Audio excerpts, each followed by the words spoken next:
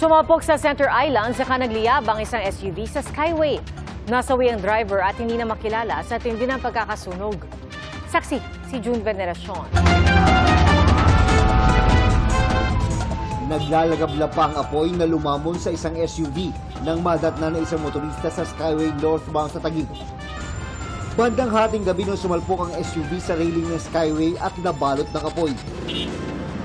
Nang mapula ang apoy, tumambad sa loob ng sasakyan ang wala ng buhay na katawan ng driver.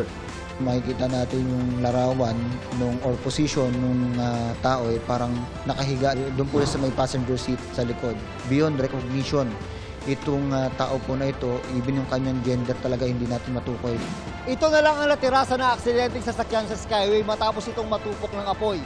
Base sa investigasyon ng PNP Highway Patrol Group, mabilis daw ang takbo ng driver bago ito sumalpok sa Center Island ng Skyway. Pagkatapos sumalpok sa Center Island, tumaob ang sasakyan at humampas sa mga railing. Wala namang nadamay na ibang sasakyan. Hinihingi na ng PNP Highway Patrol Group ang kopya ng CCTV mula sa pamunuan ng Skyway na sinusubukan din naming kunan ng pahayag. Dalawa ang tinitingnang anggulo ng HPG. Una is yung mechanical error or factor na kung saan maaari dahil kung di natin mapapansin parang sa plate number ng sasakyan kung hindi tayo nagkakamali nasa mga model na 2000 yan 2001 or 2000. So baka maaari na matandaan na yung sasakyan. Ikalawa naman dyan yung human error.